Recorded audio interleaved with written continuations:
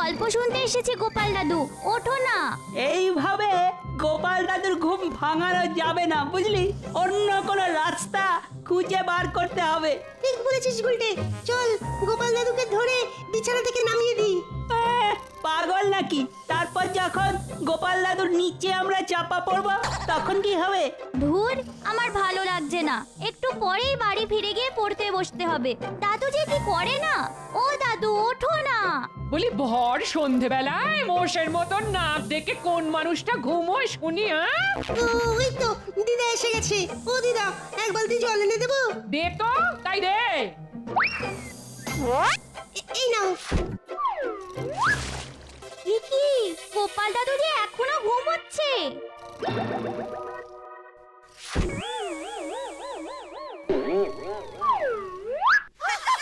ওই দেখ, গোপাল দাদু তো খুব চালাক রে। বার করছে চালাকি। বলি তুমি উঠবে? ওরে বাবা রে!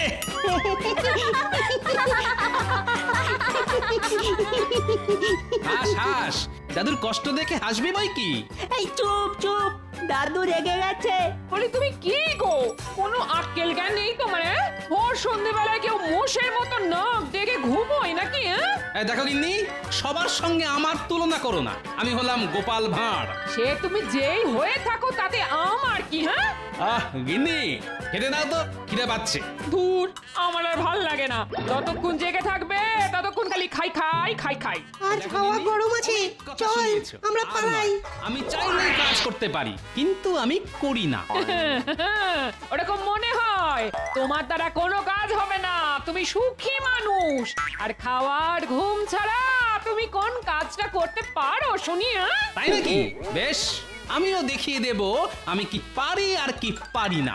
যত সব।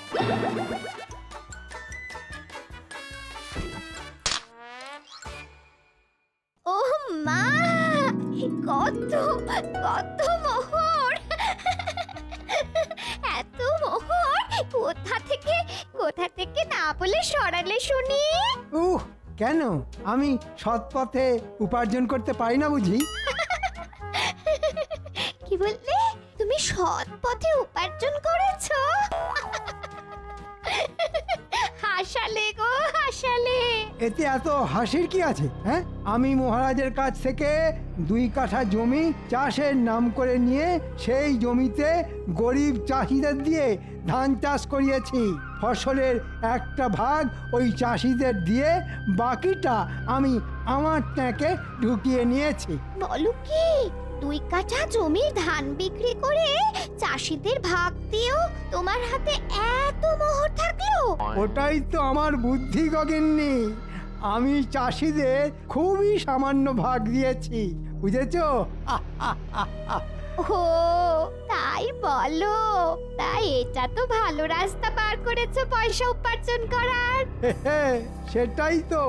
এবার থেকে এইভাবে মহারাজের কাছ থেকে চাষের নামে জমি নিয়ে গরিব চাষিদের দিয়ে চাষ করিয়ে নেব। ওদের ভাগ কম দিলেও ওরা ভয়ে প্রতিবাদ করবে না, আর তার ফলে আমার চুরি কেউ ধরতে পারবে না। যাক, এতদিনে তোমার মাথার গোবরগুলো শুকিয়ে ঘুটে হয়েছে।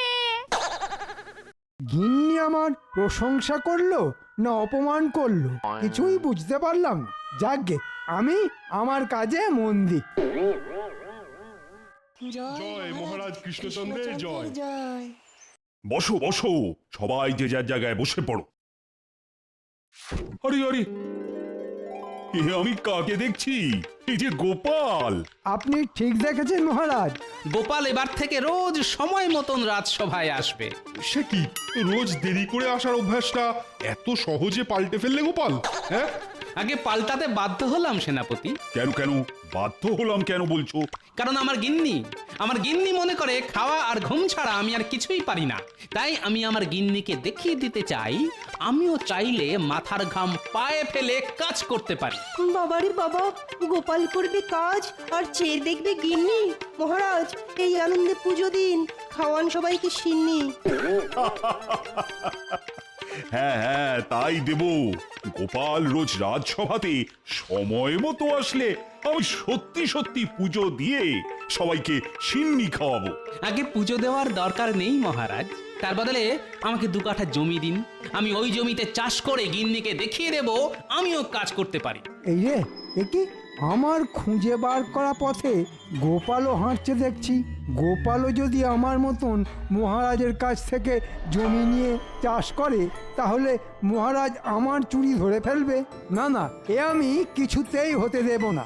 আচ্ছা বেশ মন্ত্রী, ধান চাষের জন্য যে 2 কাঠা জমি আমার থেকে নিয়েছিলে সেই জমিতে তো ধান কাটা হয়ে গেছে। এবার তাহলে ওই জমিটা তুমি নাও গোপাল। একদম নয়, আমি ওই জমিতে আবার চাষ করব মহারাজ। এই, আবার শুরু হলো। ওই শয়তান মন্ত্রীটার জ্বালায় একটা ভালো কাজও করা যায় না। ভালো কাজ করতে হলে অনেক পরিশ্রম করতে হয় গোপাল, ও সব তোমার দ্বারা হবে না। তুমি বরং বাড়িতে গিয়ে ঘুমিয়ে পড়ো। তাই নাকি? তা আপনি চুরি করা ছেড়ে কবে ভালো কাজ শুরু করলেন শুনি মন্ত্রীমশাই? সামান্য 2 কাঠা জমি নিয়ে গোপাল আর মন্ত্রীর মধ্যে যুদ্ধ লাগলো দেখছি। মুখ সামলে কথা বলো গোপাল।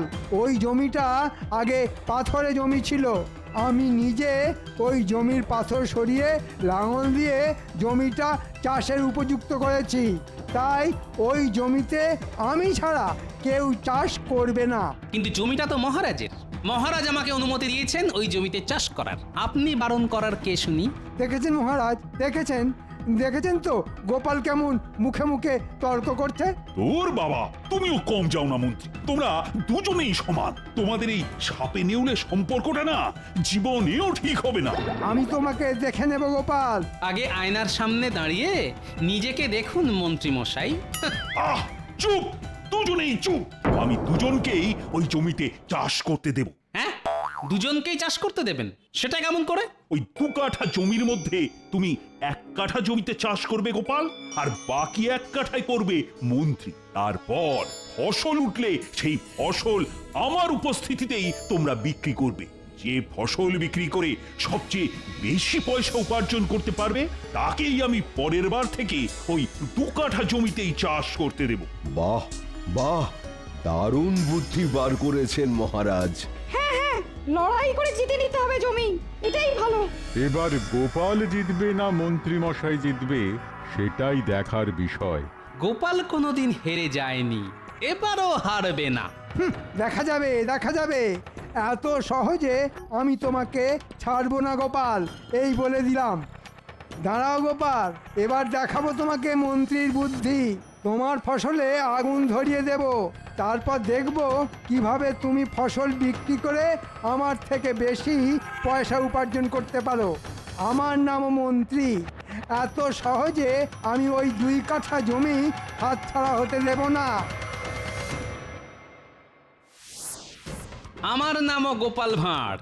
আমিও দেখব জমির ফসল বিক্রি করে মন্ত্রীমশাই কিভাবে আমার থেকে বেশি পয়সা উপার্জন করে। এটা শুধু গিন্নিকে আমার ক্ষমতা দেখানোর জন্য নয়, সবার সামনে গোপাল ভাঁড়ের বুদ্ধি আর শক্তিকে প্রমাণ করার জন্য আমাকে মাথার ঘাম পায়ে ফেলে জমিতে কাজ করে ফসল ফলাতে হবে। না হলে আমার মান সম্মান একেবারে ধুলোয় মিশে যাবে। আরে, ওটা আমাদের মন্ত্রী মশাই আর বটা ঘটানা। নিশ্চয়ই আমার বিরুদ্ধে নতুন কোনো চক্রান্ত করছে। না, আমাকে শুনতে হবে ওরা কি নিয়ে আলোচনা করছে।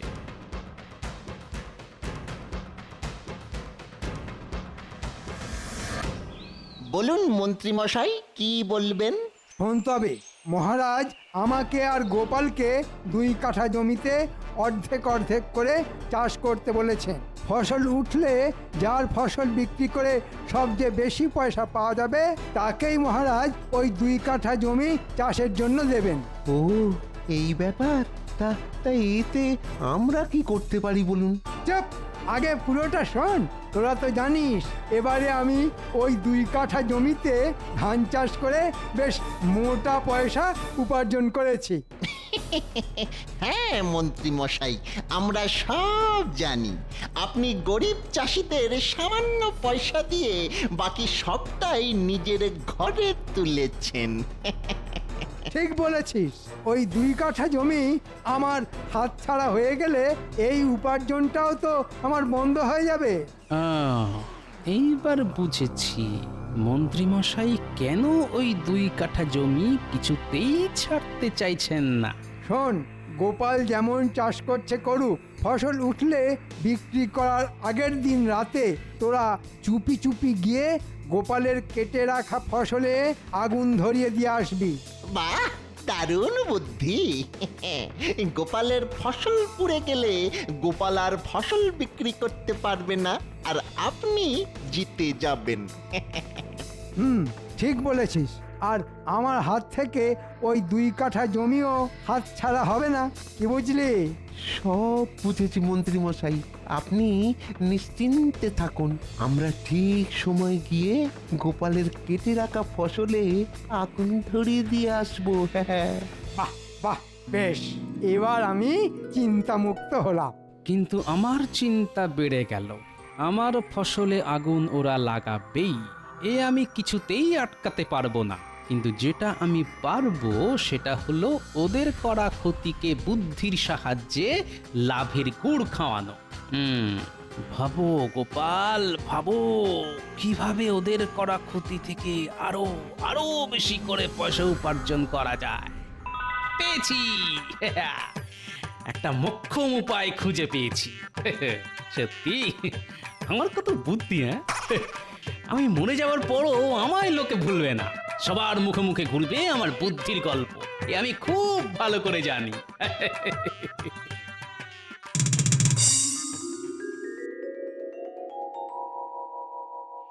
ভালো করে কাজ করো গো, এবার যাতে আগের থেকেও অনেক অনেক বেশি ফসল হয়। আচ্ছা মন্ত্রী মশাই। ওই তো গোপালও এসে গেছে দেখছি। এই যে গোপাল।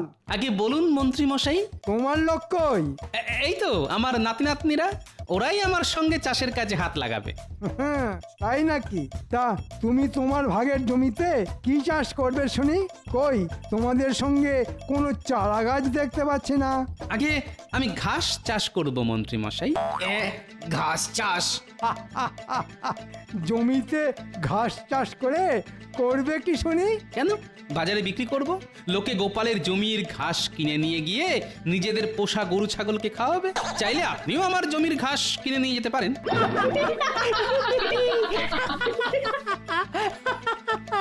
কি তুমি আমাকে গরু ছাগলের সঙ্গে তুলনা করলে? তোমার এত বড় সাহস? দাঁড়াও না গোপাল, সে তুমি ঘাসই চাষ করো আর ধান। আমি তোমার ফসলে যখন আগুন লাগাবো বলেছি তখন লাগাবই। হ্যাঁ, নে নে নে, আর দাঁড়িয়ে থাকিস না, তাড়াতাড়ি মাঠে খুঁড়ে জল ঢেলে দে, তারপর আপনা আপনি ঘাস গজিয়ে যাবে। আমাদের আর বিশেষ কিছু করতে হবে না রে।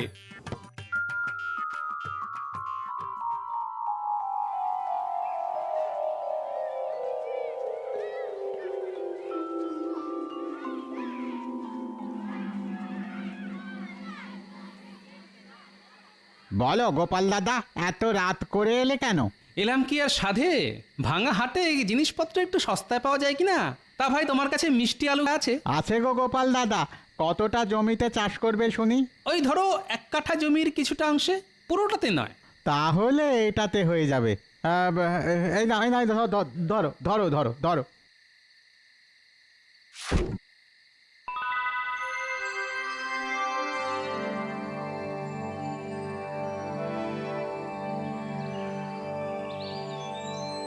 দেখ দেখ, আমার জমিতে ঘাসগুলো কেমন বড় হয়ে গেছে। হ্যাঁ গো গোপাল দাদু। আমি তো, আমরা রোজ এসে ঘাসে জল দিয়ে গেছি। এই যে গোপাল, আমি আগামীকালই আমার জমির ধান কাটবো। তুমি কবে ফসল তুলবে শুনি? আমার জমির ঘাসও বড় হয়ে গেছে, আমিও তাহলে আপনার সঙ্গে কালই ফসল কেটে ফেলবো। বেশ, তাহলে আমি মহারাজকে গিয়ে বলে আসছি আগামী পরশুদিন ওনার উপস্থিতিতে আমরা দুজন নিজেদের জমির ফসল বিক্রি করব। হ্যাঁ হ্যাঁ, তাই বলুন। হ্যাঁ, তারপর দেখব গোপাল এই 2 কাঠা জমি তুমি কি করে পাও। সে তো সময়ই বলবে মন্ত্রী মশাই।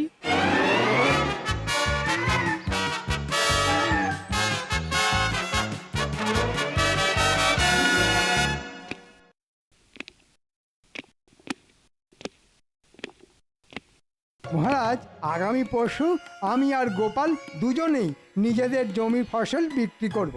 আমি সেটাই আপনাকে জানাতে এলাম। বেশ বেশ, আমি তাহলে পরশুদিন সকাল সকালই তোমাদের জমিতে পৌঁছে যাব। আচ্ছা মহারাজ। তা মন্ত্রী, তোমার চাষবাস কেমন হয়েছে শুনি? আগে খুব ভালো মহারাজ। আর গোপালের? আর কি বলবো মহারাজ, গোপাল ওর ভাগের 1 কাঠা জমিতে ঘাস চাষ করেছে। হ্যাঁ, ঘাস চাষ? ঘাস চাষের কথা তো আগে কখনো শুনিনি। তাহলেই বুঝুন মহারাজ, পরশু আমি জিতবো এই বলে দিলাম। না না না না, গোপাল নিশ্চয়ই কিছু না কিছু একটা ফন্দি এঁটেছে। এত বোকার মতো কাজ করার লোক তো গোপাল নয়।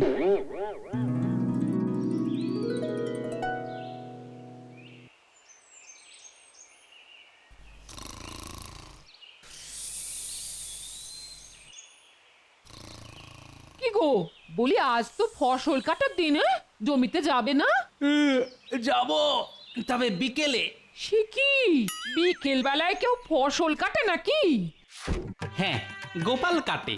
মন্ত্রী মশাইয়ের ফসল কাটা হয়ে গেলে তারপর আমি ফসল কাটবো।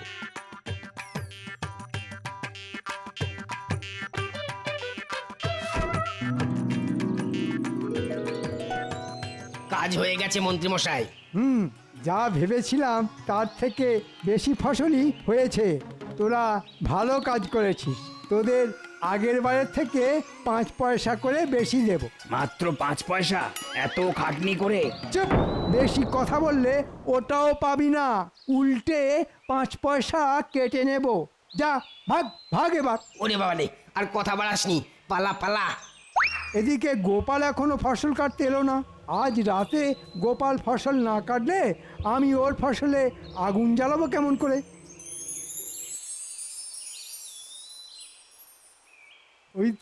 ওই তো গোপাল এসেছে। বাহ, বিকেলের মধ্যেই কাজ শেষ করে ফেলেছেন দেখছি মন্ত্রী মশাই। হ্যাঁ গোপাল, এবার তুমিও তোমার জমির ফসল তুলে ফেলো। আমি চলি, কাল সকালে দেখা হবে। হ্যাঁ,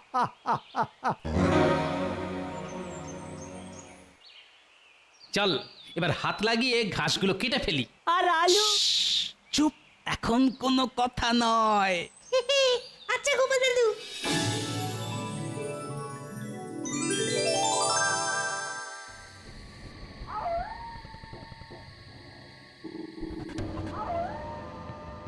চল ঘটা, এবার গোপালের কেটে রাখা ফসলে টুকুস করে আগুন ধরিয়ে দিই। হ্যাঁ হ্যাঁ হ্যাঁ, চল চল।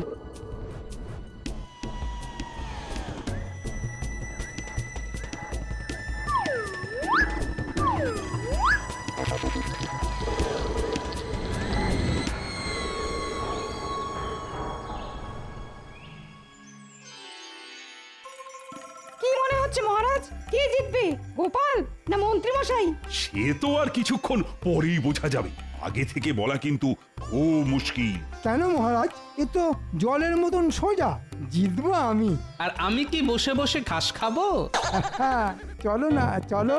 গিয়ে যখন দেখবে তোমার কেটে রেখে যাওয়া ঘাস পুড়ে ছাই হয়ে গেছে, তখন পালাবার পথ পাবে না বাছা।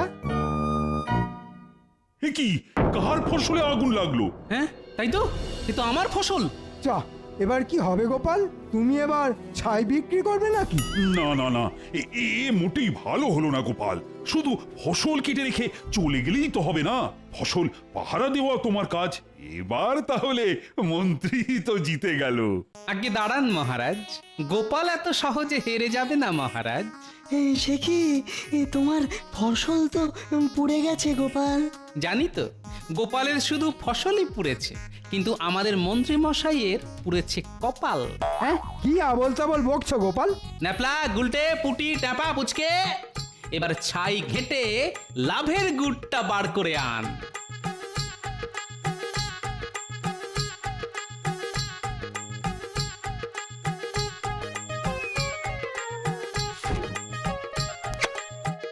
আহ, সুন্দর পুড়েছে। হ্যাঁ এসব কি গোপাল? আগে আপনি আমার ফসলে আগুন লাগিয়েছেন, আর আমি সেই আগুনে আমার জমিতে চাষ করা মিষ্টি আলু পুড়িয়ে নিয়েছি। এবার মিষ্টি পোড়া আলু